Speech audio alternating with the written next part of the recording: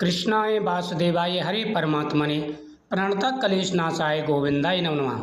Hariom Sharma money tips YouTube channel पर आप सभी का स्वागत है। भाद्रपद मास के 7वें अध्याय के महत्व की कथा। प्राचीन समय की बात है, एक नगर में धर्मनिष्ठ ब्राह्मण रहता था। वह सदा भगवान विष्णु की उपासना करता और भाद्रपद मास के व्रत, उपवास, दान पुण्य को अत्यंत महत्व देता था।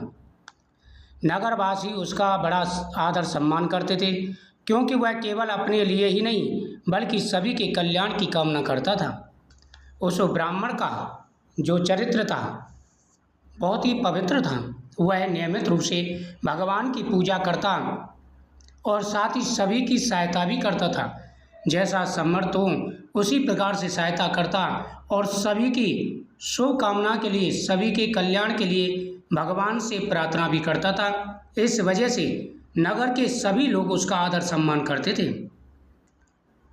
उसी नगर में एक धनी सेठ रहता था, जो धन को बहुत मानता था और बहुत सारा धन भी कमाता था, परंतु धर्म कर्म से दूर लोभी और अहंकारी था।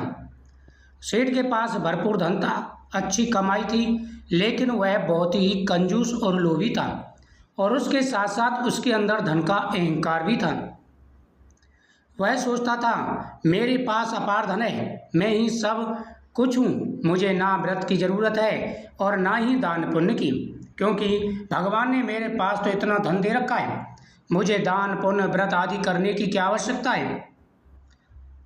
एक बार भाद्रपद मास आया। ब्राह्मण ने श्रद्धा से व्रत पूजन किया, गरीबों को अन्न और वस्त्र दान दिए। नगर के लोग भी उसके साथ जुड़कर पुण्य कमाने लगे। वही सेठ हंसकर कहता, ये सब ढोंग है, भूखों को भोजन कराने से भगवान प्रसन्न नहीं होते, भगवान तो सोना चांदी से प्रसन्न होते हैं। जब वह ब्राह्मण पूजा पाठ करता और साथ ही गरीबों के लिए दान पुण्य करता तो वह सेठ हंसता था और कहता, ये सब तो ढोंग है, भगवान इन चीज़ों से प्रसन्न नहीं होते, तुम दूसरों को भोजन करा रहे हो, उससे भगवान कैसे प्रसन्न होंगे। भगवान तो सोना चांदी चढ़ाने से, दान पुण्य करने से, भगवान को महंगी महंगी चीज़ें चढ़ाने से प्रसन्न होते हैं। यह कहता और बड़ा हंसता था, ये सब ढोंग है, भूखों को भोजन कराने से क्या लाभ मिलता है, भगवान तो सोना चांदी से प्रसन्न होते हैं। कुछ ही दिनों बाद नगर में भयंकर सूखा पड़ा। धनवान सेठ के घर में भरे भंडार की चोरी चोरों के हाथ लग गई। अब उधर क्या हुआ कि एक बार काफ़ी समय से अकाल पड़ा, अनाज वगैरह होना बंद हो गई, लोगों में त्राय त्राय मचने लगी। और जब लोगों में त्राय त्राय मचती है, भूखे मरते, तो क्या होता है, चोरियां बढ़ जाती हैं। नगर में चोरियां बढ़ने लगीं और उसके साथ साथ उस नगर के जो सेठ था उसके घर में भी चोरी हो गई। चोर उसका सारा धन चुरा कर ले गए। धनवान सेठ के घर में भरे भंडार को चोरों ने चुरा लिया। वह दर दर भटकने लगा और किसी ने उसकी सहायता ना की, क्योंकि वह कभी किसी के काम नहीं आता था। जब उसके घर में चोरी हो गई, परिवार भूखा मरने लगा, तो उसने क्या किया, लोगों से सहायता मांगी, लेकिन किसी ने भी उसकी सहायता नहीं की, क्योंकि जो किसी की सहायता नहीं करता तो लोग भी उसकी सहायता नहीं करते। वही ब्राह्मण ने भादो मास में किए गए अन्नदान और व्रत के पुण्य के प्रभाव से न केवल अपने परिवार को बचाया बल्कि नगर वासियों को भी आश्रय और अन्न दिया। लोग उनके चरणों में गिरकर बोले, सचमुच भाद्रपद मास का व्रत और दान मनुष्य के जीवन का सबसे बड़ा धन है।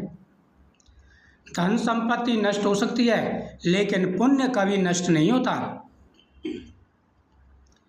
सेठ को अपनी गलती का एहसास हुआ। उसने ब्राह्मण से क्षमा मांगी और प्रण किया, आगे से वह भी भादो मास में व्रत और दान पुण्य अवश्य करेगा, भूखों को भोजन कराएगा।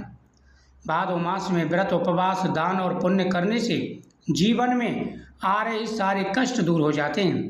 धन संपत्ति क्षण भंगुर है, लेकिन धर्म और पुण्य ही सच्ची पूंजी है।